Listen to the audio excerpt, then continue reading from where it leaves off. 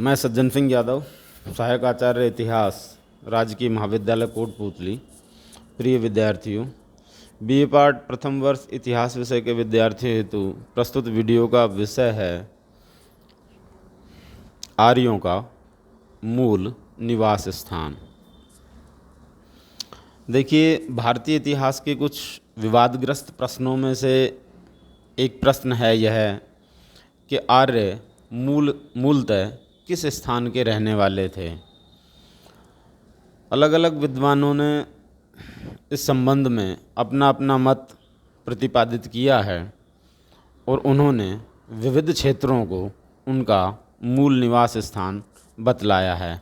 सबसे पहले हम उस मत की चर्चा करेंगे जिसके अनुसार विद्वानों ने भारत को ही आर्यों का मूल स्थान माना है। देखिए,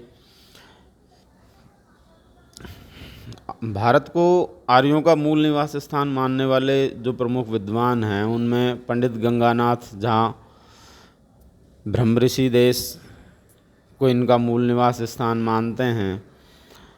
DS त्रिवेदी मुल्तान स्थित देविका को, LD कल कश्मीर तथा हिमालय क्षेत्र में आर्यों का मूल निवास स्थान मानते हैं।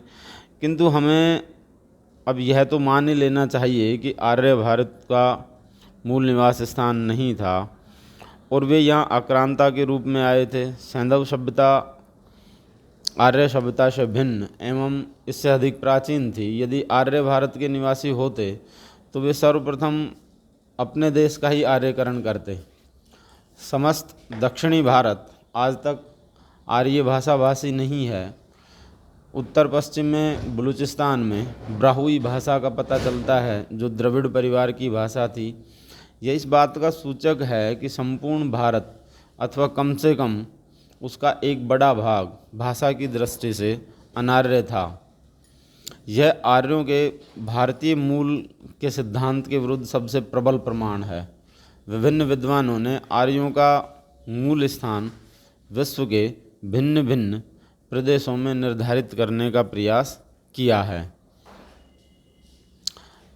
बाल गंगाधर तिलक ने उत्तरी ध्रुव को आर्यों का मूल स्थान माना है। तिलक महोदय का विचार है कि आर्यों ने ऋग्वेद की रचना सप्त सैंधव प्रदेश में की थी। इसमें एक सूक्त के अंतर्गत दीर्घकालीन उषा की स्तुति प्राप्त होती है। दीर्घकालीन उषा उत्तरी ध्रुव में ही दिखाई देती है। महाभारत में सुमेरु पर्वत का वर्णन मिलता है जहाँ 6 महीने का दिन तथा 6 महीने की रात होती है। यहाँ भी उत्तरी ध्रुव की ओर संकेत है। अतः हम कह सकते हैं कि आर्य उत्तरी ध्रुव के ही निवासी थे और इसी कारण उनके मस्तिष्क में अपनी मूल भूमि की स्मृति बनी हुई थी। किंतु तिलक महोदय का उपयुक्त मत कोरे साहित्य पर आधारित होने के कारण मान्य नहीं है। स्वयं आर्यों ने ही सप्त सैंधव प्रदेश को देवताओं द्वारा निर्मित कहा है। यदि उत्तरी ध्रुव उनका आदिदेश होता तो कहीं न कहीं स्पष्ट रूप से उसका उल्लेख उनके द्वारा किया गया होता। कुछ विद्वान एशिया को उनका मूल निवास स्थान मानते हैं।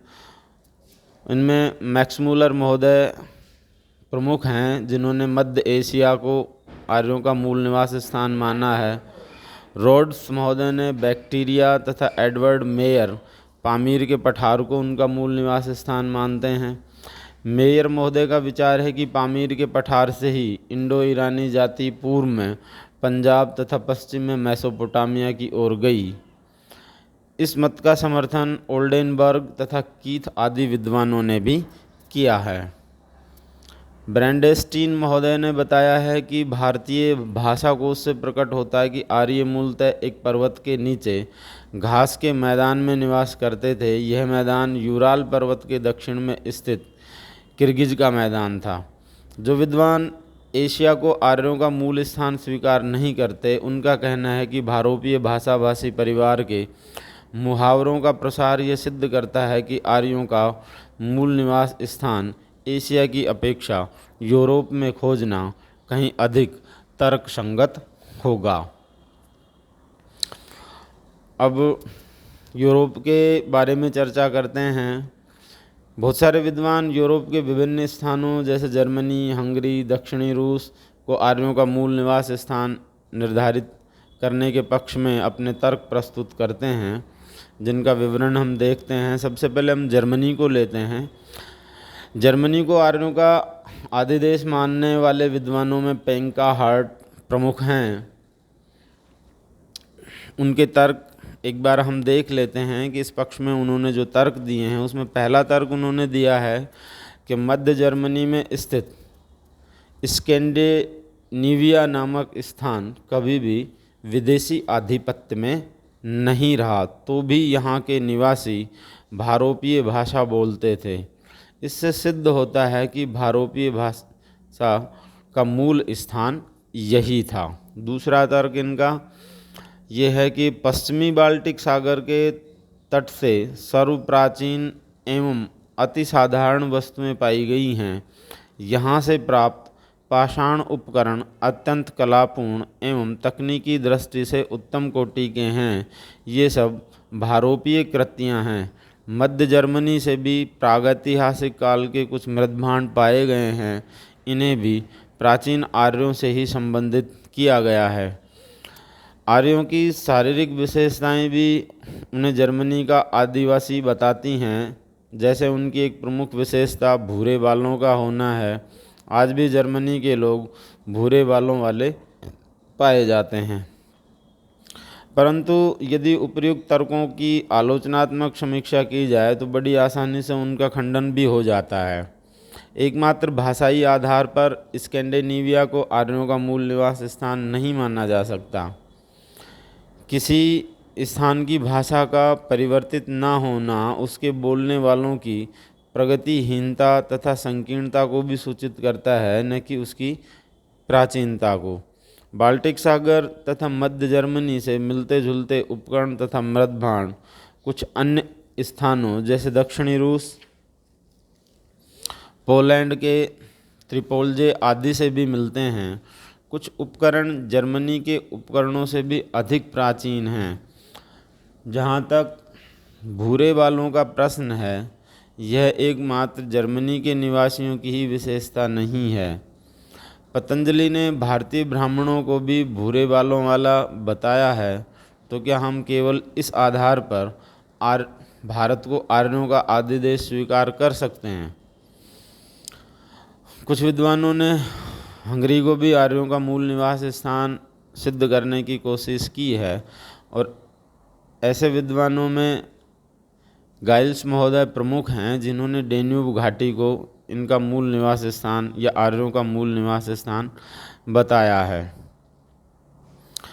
इन्होंने विभिन्न भारोपीय भाषाओं का तुलनात्मक अध्ययन करने के बाद ये बताया कि आर्य मूलतः एक ऐसे स्थान में रहते थे जहाँ पर्वत, नदियाँ, झील आदि थे तथा गेहूँ, जो कि प्रमुख रूप से खेती की जाती थी, और गाय, बैल, भेड़, घोड़ा, कुत्ता आदि पशु पाले जाते थे।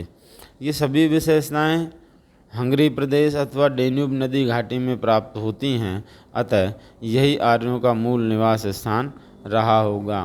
किंतु यह मत भी असंगत प्रतीत होता है। इस प्रकार की विशेषताएं कुछ अन्य स्थानों में भी पाई जा सकती हैं। मात्र भाषा विज्ञान के आधार पर इस समस्या का हल निकालना उचित नहीं लगता है। अब देखते हैं दक्षिणी रूस।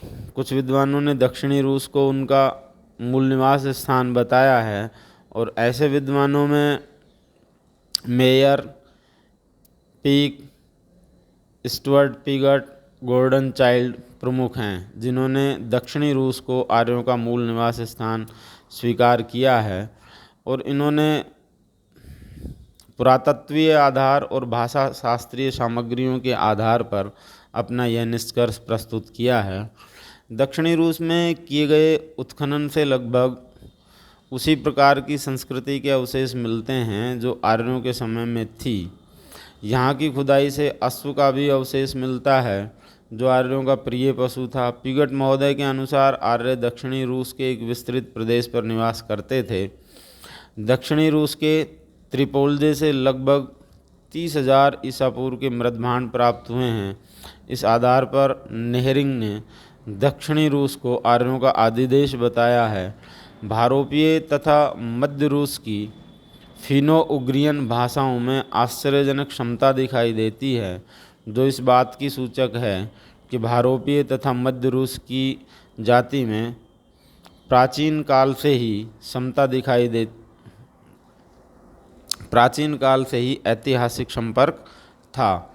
अतः उक्त विद्वानों के अनुसार दक्षिणी रूस को आर्यों का मूल निवास स्थान स्वीकार किया जा सकता है। आर्यों के मूल निवास स्थान के प्रसंग में यह उल्लेखनीय है कि आर्यों को विदेशी मूल का मानने का मत प्रधानतया भाषा विज्ञान पर आधारित होने के कारण बहुत अधिक सबल नहीं है। वेदों में कोई उदाहरण ऐसा नहीं है जो सिद्ध कर सके कि आर्य यहाँ आक्रांता के रूप में आए थे। आर्य शब्द को जातिवाचक मानना भी ठीक नहीं है। ऋग्वेद के मंत्रों में प्रयुक्त शब्दों की संख्या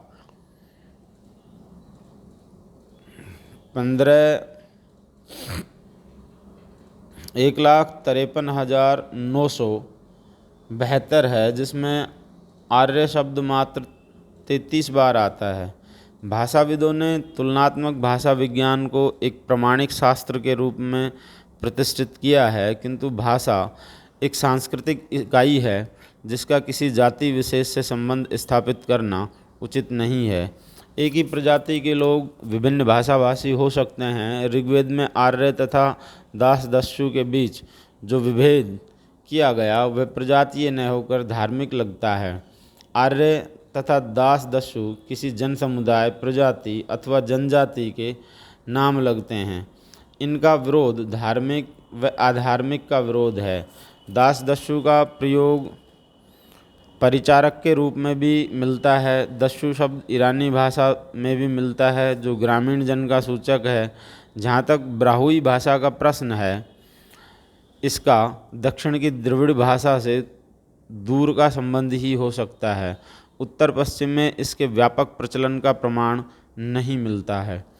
कुछ विद्वानों का कहना है कि बलूचिस्तान में ब्राहुई भाषाभाषी लोग बाहर से आए थे, जबकि कुछ विद्वान इस भाषा को बोलचाल की आधुनिक पूर्वी एल्मी भाषा बताते हैं। यह भी द्रष्टव्य है कि गोदावरी के दक्षिण में सैंधव सभ्यता का कोई साक्ष्य नहीं मिलता है। जहाँ तक इंद्र को पुरंदर अथवा पुरों को ध्वस्त करने वाला कहे जाने का प्रश्न है, इस संबंध में उल्लेखनीय है कि कोडदीजी व कालीबंगा से प्राक सैंधव स्थलों से भी दुर्गीकरण के साक्ष्य मिले हैं। सिंधु सभ्यता के लोगों द्वारा पूर्ववर्ती संस्कृति के दुर्गों का भेदन किया जाना भी संभव है। ऐसी स्थिति में अब केवल आर्यों के ही देवता को पुरंदर नहीं कहा जा सकता। पुनश्च इससे यह भी निष्कर्ष निकलता है कि इंद्र शत्रु नगरों का विजेता था। पुरातत्व से भी आर्यों के आक्रांता होने की बात की पुष्टि नहीं होती है।